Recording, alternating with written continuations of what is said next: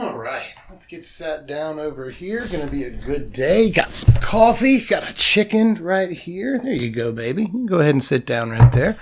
Got some cube stuff. Let's look through this. Might be some cool stuff in here. Oh, look at that, guys.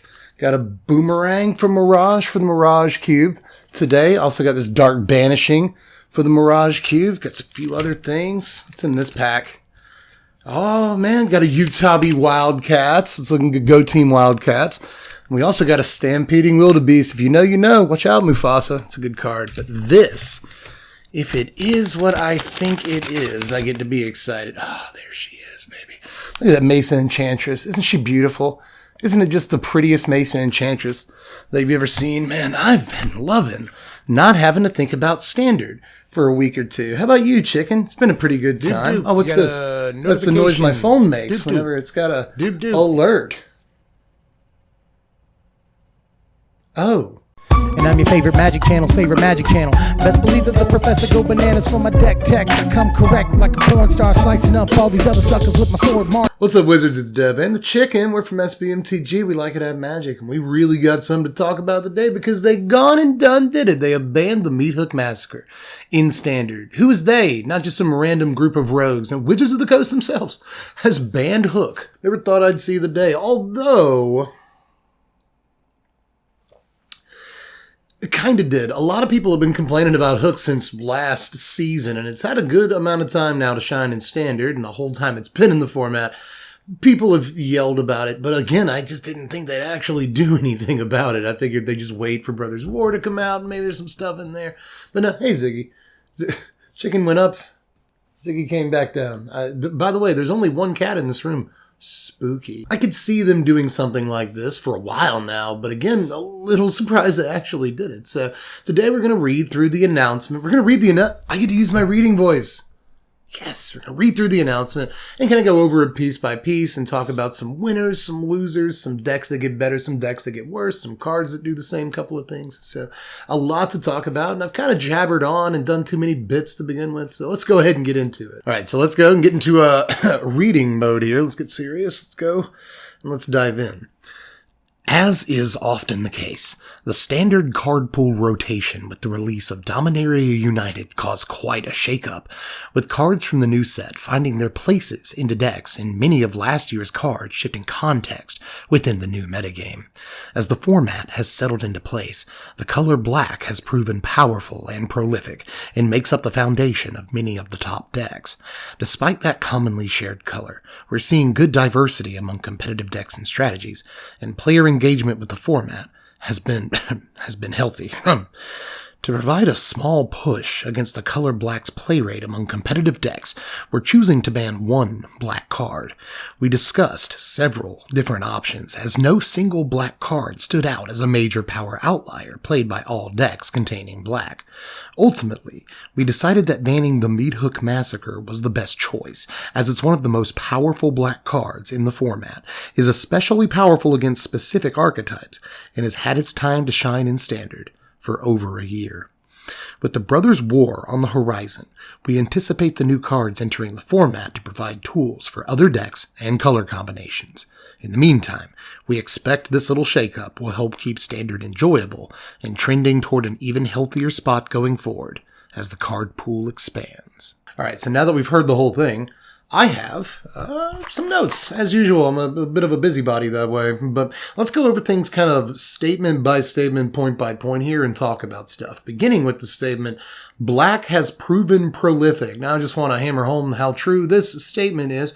Here's the Pizza Box Open, which happened last weekend and had about 100 entrants. I think it's closer to 98. And by the way, friend of the channel, Christmas 666, congratulations on your 6-0 finish, effectively basically winning the thing. You came in second, it says here, but Christmas is a good guy. I want to give him a little shout out here. Good job, Chris, with the 6-0. Not bad. But in any case, note how basically every single deck in like the top 16 here, minus one or two, I literally think it's minus one of these decks, is a black deck in one way or another. And yeah, there's a little bit of variance among what kind of black decks we see here. But for the most part, every single one of the popular decks in the format has black in it. Yeah, to say that black is prolific is a bit of an understatement, but at least they're recognizing it. Anyway, what's the next thing that I wanted to look at? Let's go in here.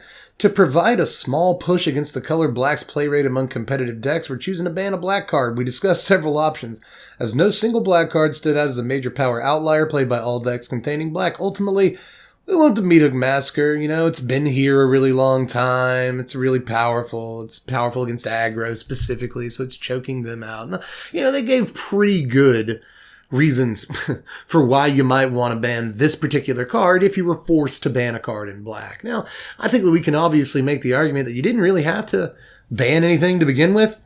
I think a lot of us would have been, oh, okay, if you didn't ban anything, we wouldn't have been too surprised. And I even said on stream the other night, somebody asked me like how I felt about the next day's ban announcement. I was like, they're not going to touch anything.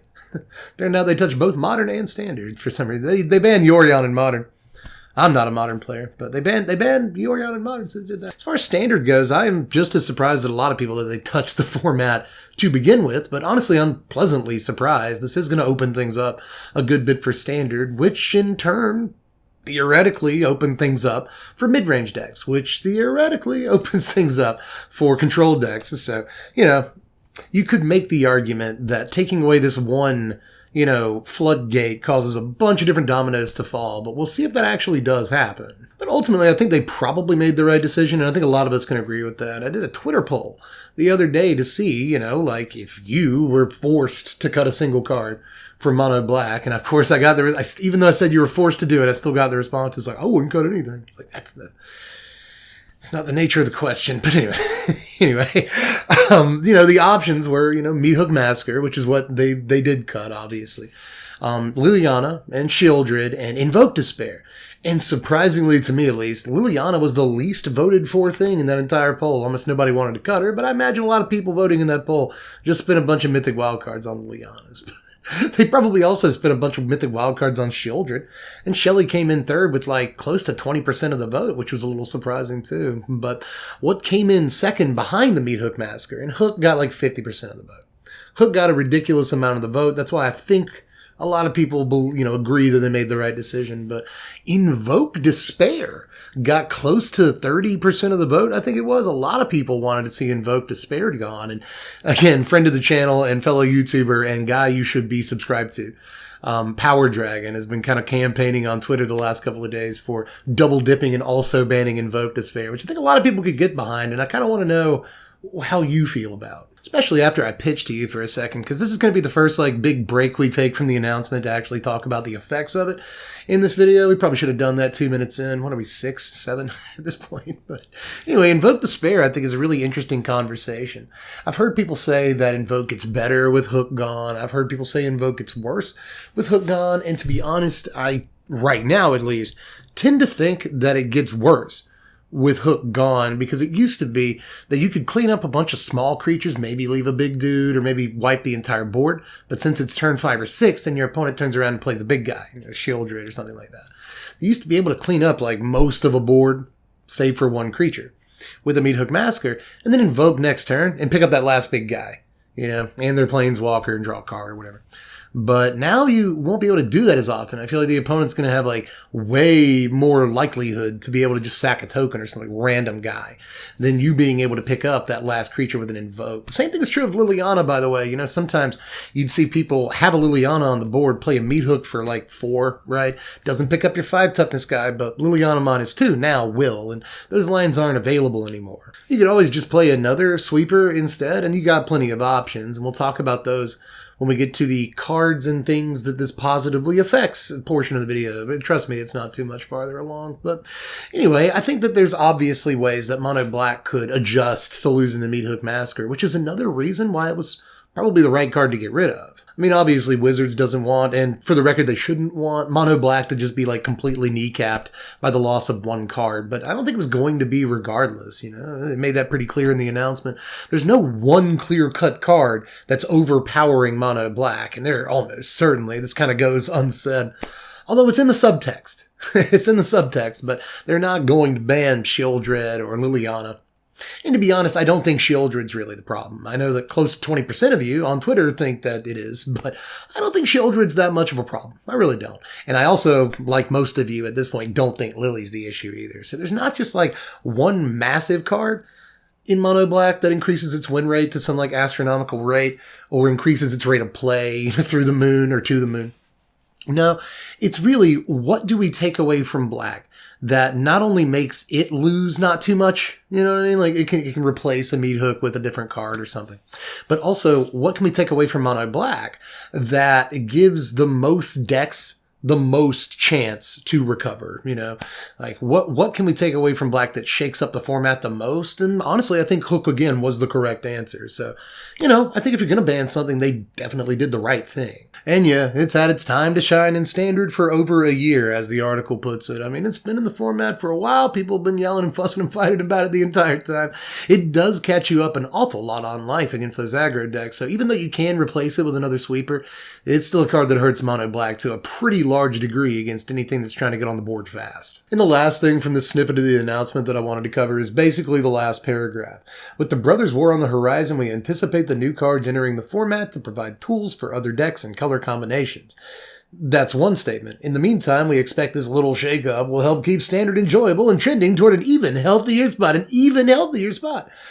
As the card pool expands, they're reminding you there that, hey, sometimes small standards get a little bit boring and they're overpopulated by one or two really powerful strategies because the cream rises to the top and there's not really a whole lot of other cards in the card pool to, you know, so what lasts like 3 or 4 words is just reminding you, like, small card pool, going to get bigger. But the really interesting part of that is the beginning of it. You know, we expect the Brothers' War to bring a bunch of new cards into the format that will also increase the play of other color combinations, which would just lead your mind to wild speculation, none of which I'm really going to participate in here, but we'll see how well that set affects, like, the actual play patterns of Standard. And now with Hook gone, I imagine that any cards that are supposed to do work in that set are probably more likely to do that work. And with that, I guess there's a bunch of cards to talk about that will start doing work now, and they were always supposed to, but like the last 2 or 3 spoiler seasons, every time you see a smallish creature, you have to be like, well, this is going to be really good, except as Meathook Massacre exists. So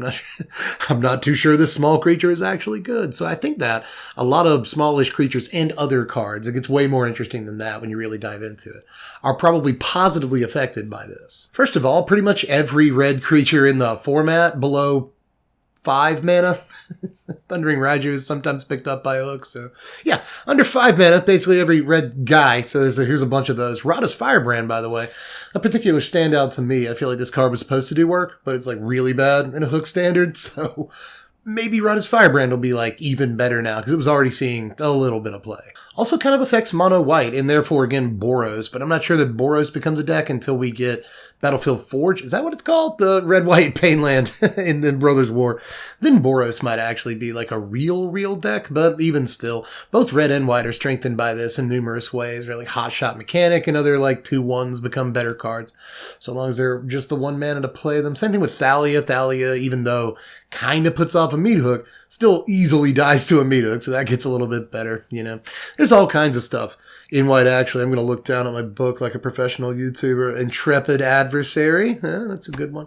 And then maybe one of the more important ones is Guardian of New Benalia. This was seeing some play in white aggro decks and an occasional play as like a 2 of in the Esper decks that are like really creature-based at this point. And it's actually been a pretty solid card, but it fails against Meathook, and it's even better now that Hook is gone from the format. As a matter of fact, any sort of indestructible effects like this get way better now that Hook is out. You know, Drag to the Bottom is still in the format. We'll talk about it in a second. Hold your horses. And there's a couple of other like minus effects that people might pick up and play, but for the most part, I feel like a card like Guardian gets way better. And anything with indestructible, and especially, by the way, shield counters. Maybe we need to reevaluate those because people are going to be replacing Meathook occasionally with just destroy sweepers here and there, you know. So I could see cards like this getting much better and shield counters mattering more. Of course, these cards could all be just about as playable as they were before. It all depends on what sweepers people actually land on. We'll talk about them again when we get to that portion of this gib gab. But there's a few black cards I want to bring up in this section too, ironically. Things like Jadar get a little bit better. Anything with 1 toughness again, or 2 toughness for that matter. But especially want to point out the 1 toughness creatures that were supposed to be good the whole time, like Blade of the Oni, But especially Raven Man, right? If people are playing more Guardian of Nubenalia, they'll be discarding more cards, right? So that leads to more birds. But for the most part, I just think it's nice to be able to play your own Raven Man into a Liliana on 3 and not have to know that your Raven Man's going to die in 2 turns and all the birds for that matter. To your own Meathook Massacre, much less your opponent's. So not only the Raven Man himself, but all the little birds and stuff get way better in a hook standard. Or a non-hook standard, I should really say. Although there were times you play Meathook Massacre, you pick up Raven Man and maybe 2 birds and deal the last 3 damage to them. It does happen. Not anymore though. But still, I think mostly the Raven Man is a better card without the hook around. But one of the biggest winners out of all of this is probably just the tokens deck. No matter what version of that you're playing, maybe it has all the legends in it, but Jetmir, Jenny Faye, Alanal, King Darien, just all the tokens guys get way, way better. But probably the best one out of all of these is one that was already seeing a lot of play, and that's Resolute Reinforcements, right? Reinforcements was already great against Liliana because, it gives you a wide board. That's good against Lily, which makes you sacrifice and stuff generally. But usually, Reinforcements got way worse when the hook finally did come around, right? But it's never going to happen again. It won't happen anymore. So I think Reinforcements, in and of itself, gets much, much better in all the decks that it was already seeing play in. But as the 2-drop in a Naya or green-white tokens deck now, it's just kind of even more off the charts. So loved this thing before, and I actually think it's going to see way more play now. It's already a solid card. But maybe the 2 biggest winners from today's announcement are 2 of the cards that were already annoying, even with Hook in the format. And that's Wedding Announcement, and to maybe an even greater extent, Fable of the Mirror Breaker. Both of these cards are obviously seeing play and have seen play the whole time Hook is in Standard. So its absence probably just makes them better because now there are fewer very powerful cards. They're the big fish in a now smaller pond. So it probably makes any almost powerful card in the format slightly more powerful depending on its relationship with Massacre. But when it comes to these 2, they had a bad relationship with Massacre for the most part. Wedding Announcement, it sucks to do all that work, get them 2-3 tokens or maybe draw a card or 2, right? But get a few tokens. And then get an Anthem effect and just have all that work dashed by a relatively cheap Meathook Massacre, and then your opponent gains life back and stuff. It just sucks. When it comes to Fable, again, there's 1 less extremely powerful sweeper in the format. So now Reflection is going to be, theoretically at least, more able to copy stuff, right? I mean, if there's less impactful sweepers, it means your creatures, again, this is all theory, stay on the board longer than usual, at which point maybe you can actually fire off a Reflection a little bit easier. But again, that's all speculation. It's just kind of common sense to me. But the big thing here is that a lot of times you'd play Fable of the Mirror Breaker. You get your Gobbo, and then your opponent would shoot down your Gobbo, maybe with their Liliana some of the time, and maybe with an Infernal Grasp other times. But one way or the other, cut down. Your opponent's probably going to kill your Goblin if they're in black, but eventually you're going to get a Reflection. Well, when you do get your Reflection, your opponent plays Meathook Massacre, they kill your Reflection, and whatever else you're hoping to reflect. They've had plenty of time to get the mana to do that at this point. They kill all your 2/2s or your 3/3s or whatever.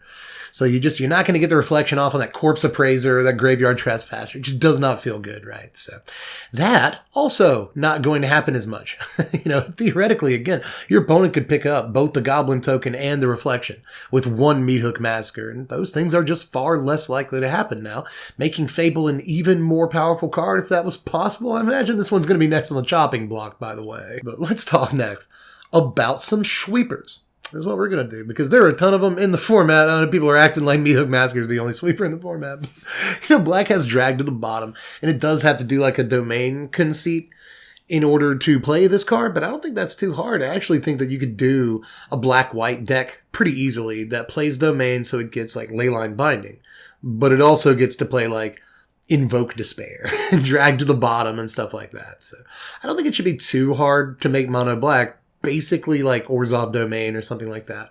Or even Mono Black Domain. You don't have to play Leyline Binding if you don't want to, kid, but I think it's probably a good idea while you're on your way to Domain. So, but anyway, that would radically change the way the black decks are sort of built in terms of their mana base, but I don't think it would change too much in the way that they play, radically at least. But Dragged to the Bottom is at least one chance, one idea, but in those same Orzhov decks, you could play Path of Peril. You know, this picks up all the little guys that a Meathook would normally pick up anyway, but look, Meathook's been in Standard for like over a year now. We've all Meathooked for 7. I've done it. I've killed Titan of Industries with Meathook before. And Path of Peril can sort of technically do that too. Well, it can't kill a Titan with a shield counter on it, so there's Meathook can do that. Maybe Titan gets better. Possible. If shield counters get better, Titan does. But can Titan even really get better? Titan and Fable get better? They're in trouble. At least people won't play so much black. They'll just play Jund. Jund will just get better. But anyway. Just going off on a tangent. What was I even on about at this point? Yeah, other sweepers. Now, Dragged to the Bottom is one. Path of Peril is another, though, you know? Picks up all the little guys, and then later in the game, like a Meathook, you spend more mana on it, kills all the guys. I think Rakdos is already a fine deck, and there are already people playing Mono Black Splash Fable of the Mirror Breaker, effectively. So it wouldn't be too jarring to see something like Burn Down the House, or maybe Temporal Firestorm, although I don't think you're going to go 3 colors to play that card, and I don't think it's that important to phase out a Liliana or something. You know, I think Burn Down the House is probably the more likely call if you're going to splash red into your decks. But it takes a bigger commitment than just splashing. But you do have till turn 5 to get to it, so maybe.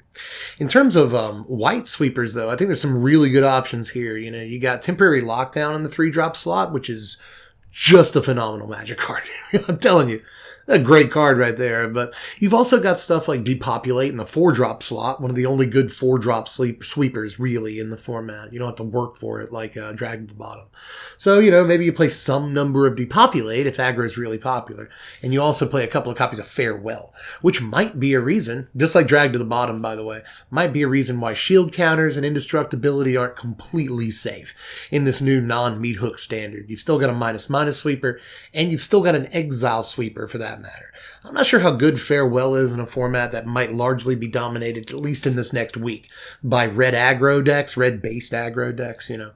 Getting to 6 mana is no easy task against any deck running red now. So, you know, I don't know if I would just lean on Farewell as your only sweep, but some combination of Depopulate and Farewell should take you late into the game. But one that I haven't mentioned yet, that hasn't seen really hardly any play at all in Standard yet, is Karn Silex. You know, I think there's a few things keeping this from seeing some play. Obviously, your opponent gets a turn to either get rid of it or save up for it. You know, they don't have to play their creature now. They can play a haste guy. There's a ton of important haste guys in the format, especially if the format trends more aggro in the next week or two. There's going to be a ton of Thundering Raijus and Bloodthirsty Adversaries and Reckless Stormseekers, all these haste dudes. So Karn Silex might be not as great, you know, especially coming into play tapped and all that stuff. But at the same time, it is still yet another, just like Farewell, exile sweeper. And this one you can play, you know, way earlier than Farewell even. So I think that they maybe take a look at Karn Silex and see if it's any good. But there is one more thing from this announcement that I wanted to point out. And I did kind of save this until the very, very end. But they have said that this should keep Standard enjoyable. And it's just a little shake-up and all that. And I normally, and still do, to be honest, support these when they do happen. I do. I like Standard shake-ups, especially at about this moment. There's about a month left to play the Standard before Bro comes out. So I kind of like this. You know, it shakes up the monotony. They know that a lot of Standard is being played on Arena, obviously. So the Arena is a format that responds to announcements like these a lot easier than a format like Paper does, especially when you get them wildcards back. But Paper, on the other hand, I think is going to be, when you look into the future and even just when you look at the now through an objective lens, Paper is probably just going to continue to be adversely affected if these announcements keep coming at the pace that they have been over the last couple of years. You know, they banned a lot of cards since Throne of Eldraine.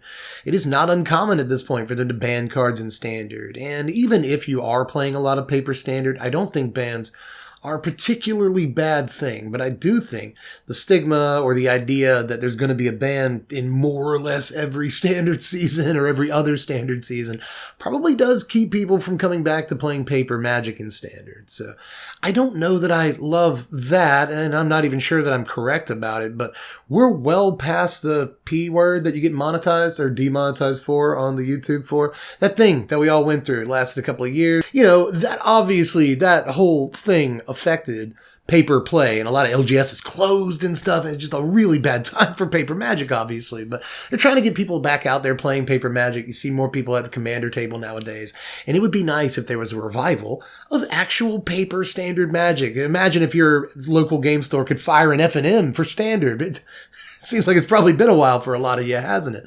But in any case, I would love to get back to paper standard actually being like a real thing, because we are all just kind of pretending it's a thing, a lot of us.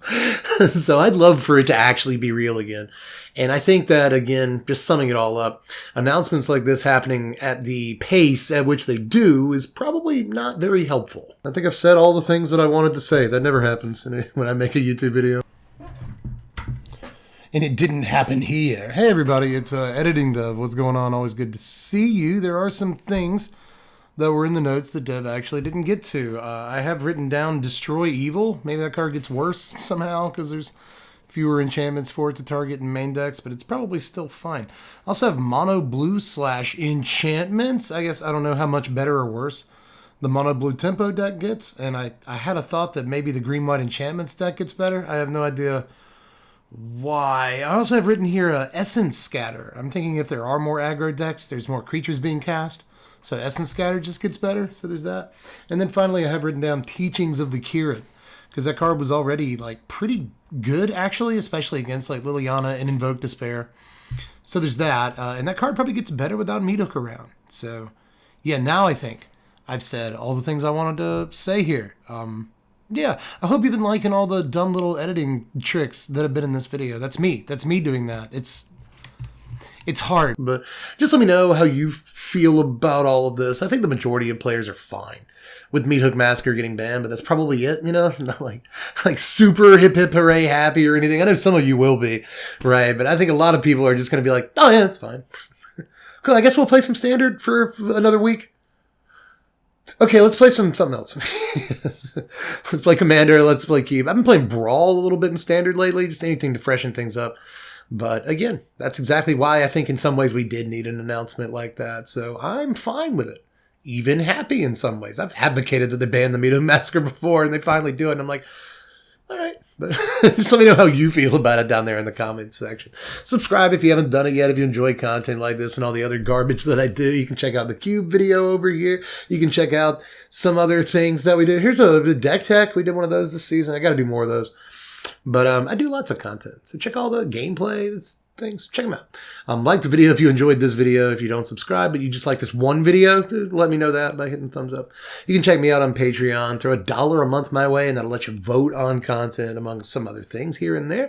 And then you can also check me out on Twitch if you want to see me play Magic like an idiot. I'm not very good at it, but if you want to see me make bad plays all the time, just check me out on Twitch. You can follow over there for absolutely free. Costs nothing to do that. But I guess that's all I got for this one. We're probably at like half an hour on this video, so I should probably get out of here. I just like talking to you guys. I miss you. But anyway, I love you all. I'm Dev from the Place. Thanks for watching, Wizards. Spread love and be kind.